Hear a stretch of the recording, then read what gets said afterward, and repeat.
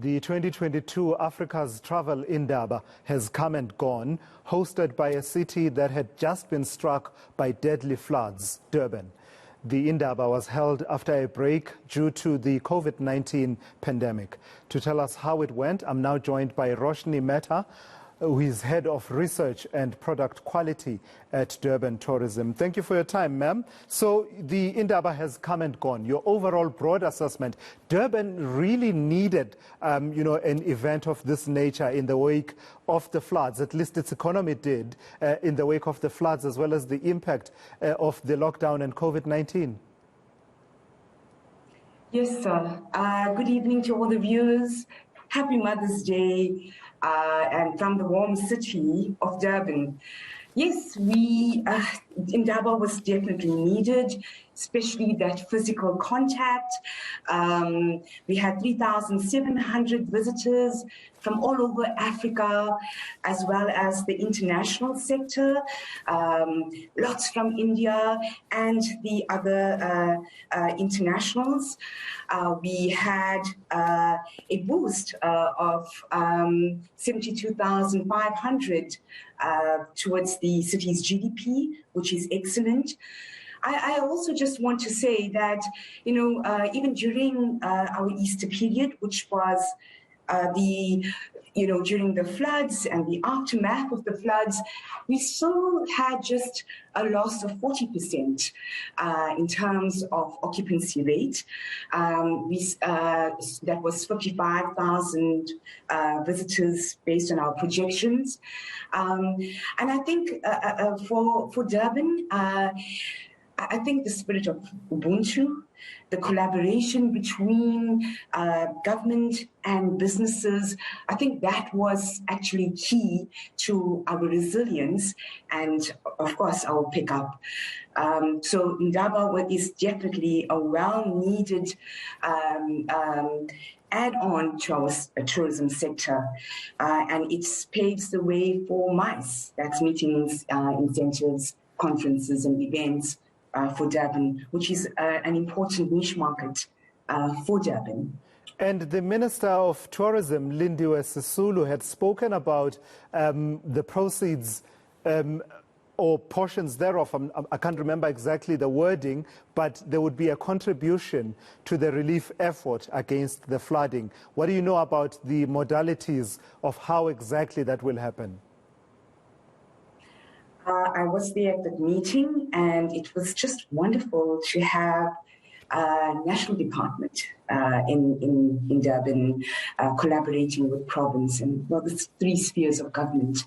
And together, I think it's the Solidarity Fund, the National Department of Tourism Fund, that they are going to make some allowance in their budget and to sort of fast-track the rebuilding of the tourism nodes, that's the roads, also in terms of the electricity, the water, fast-tracking that.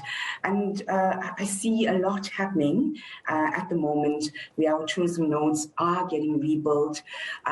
With the Indaba, there was a lot happening in terms of rebuilding the tourism sector.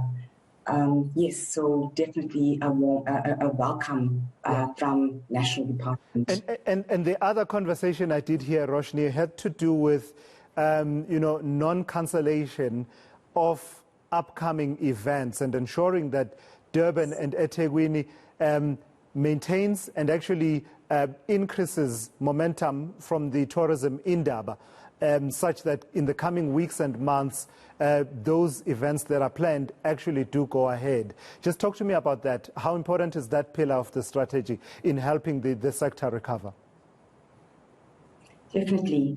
I just want to say that from our side, I think the Indaba this year, although it was 3,700 compared to 2019, which was over 6,000 visitors, I think it's, again, paved the way because there was just quality hostings, quality buyers, and there was just more time spent on post and pre-tours of Durban.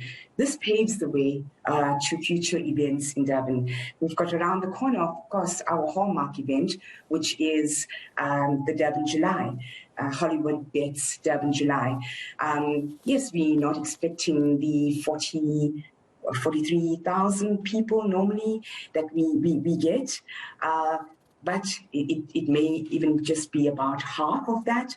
But still, again, it paves the way to a recovery model of events in Durban. And then, of course, we can't forget the Comrades, which is another hallmark event for Durban, which will continue. So Indaba has definitely paved the way for events, high events, level events in Durban, which brings in a lot of contribution towards the city's GDP and the province's GDP. I mean, we mustn't forget that tourism is the third contributor towards the South African GDP. Yeah, so it is absolutely an important sector. So.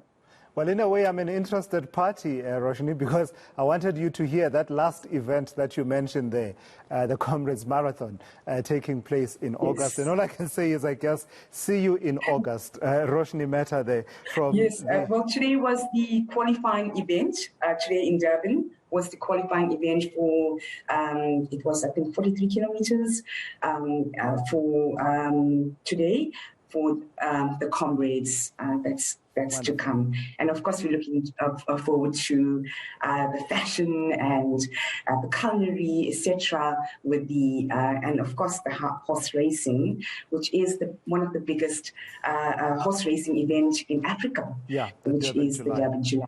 Absolutely. Roshni, I've got to thank you for your time. Roshni Mehta there from Durban Tourism, telling us about the boon to the economy of eThekwini. That was much needed. 72.5 million rand direct spend into the GDP, and they're talking hotel occupancy rates of over 85% during the tourism Indaba, and they're saying they want to build on that and ensure that they continue to host events, and those that are planned are not cancelled in the wake of the floods that we saw about 4